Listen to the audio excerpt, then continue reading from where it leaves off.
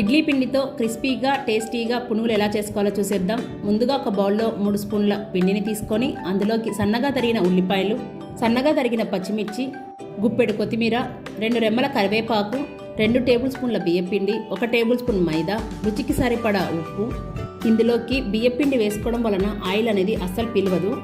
ఇవన్నీ వేసి బాగా మిక్స్ చేసుకోవాలి. పిండి అనేది ఈ విధంగా ఉండాలి. మరీ పలుచగా ఉంటే ఇంకో టేబుల్ స్పూన్ బియ్యపిండిని యాడ్ చేసుకోవాలి. ఇప్పుడు స్టవ్ మీద కడాయిని పెట్టుకొని డీప్ ఫ్రైకి సరిపడా ఆయిల్ని వేసుకొని ఆయిల్ వేడయ్యాక కొంచెం పిండిని తీసుకొని పునుగుల కింద వేసుకోవాలి. వేసిన వెంటనే గరిటెతో తిప్పకుండా 2 నిమిషాల తర్వాత ఫ్లేమ్ని మీడియం ఫ్లేమ్లో పెట్టుకొని మాత్రమే ఫ్రై చేసుకోవాలి.